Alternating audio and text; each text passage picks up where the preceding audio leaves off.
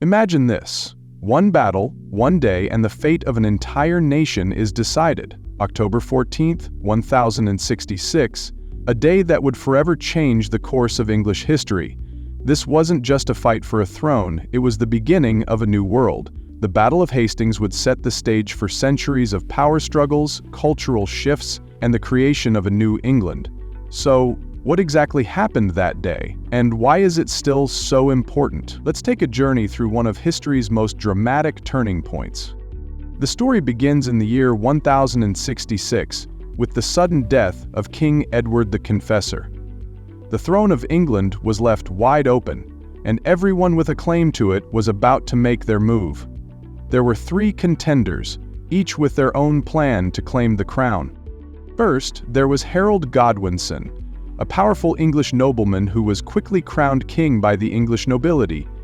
But Harold's reign didn't last long. Enter William, Duke of Normandy, a man who believed that Edward had promised him the throne. When Harold took the crown instead, William decided to take matters into his own hands. He wasn't about to let some English noble steal what he thought was rightfully his. And then, the wild card, Harald Hardrada, the Viking king of Norway. He believed he had his own claim to the throne through ancient agreements and set sail with his army to take England by force.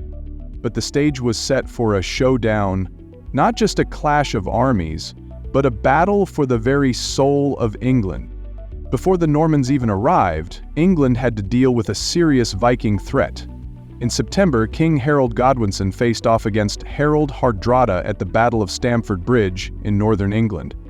Harold's forces defeated the Vikings in a bloody battle, and Hardrada was killed. But here's the catch. Harold's victory came at a cost. His army was tired, wounded, and already battle-weary.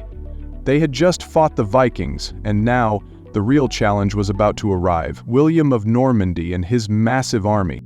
While Harold was fighting Vikings, William had gathered a formidable force in Normandy, with knights, archers, and foot soldiers, ready to cross the English Channel and claim the throne. He didn't just want to be king, he wanted to reshape England in his image.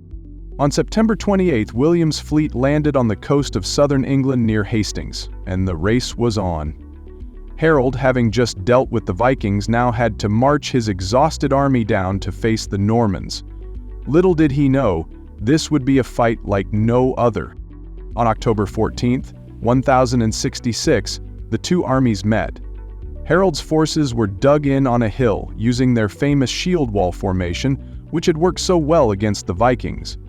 The English soldiers were on home turf, and they had the advantage of high ground. William, on the other hand, had his own tricks up his sleeve. He knew that brute force alone wouldn't win the day. After hours of fighting, he ordered a retreat, making it look like his forces were beaten. This clever feint lured Harold's men to break their formation and chase after them. But this was a trap. When the English broke ranks, the Normans turned and struck with full force, scattering Harold's troops. And then the unthinkable happened. Harold was struck in the eye with an arrow, and legend says he died on the battlefield. With their king dead, the English forces were thrown into chaos. By the end of the day, William emerged victorious, and England would never be the same again. William's victory wasn't just about gaining the throne, it was about completely transforming England. He didn't just sit back and enjoy the spoils of war, he reshaped the country from the ground up. Here's how. Feudal system. William brought the feudal system to England, redistributing land to his Norman followers. The Anglo-Saxon nobility was displaced, and new castles were built to control the land and keep the English in check. Language and culture.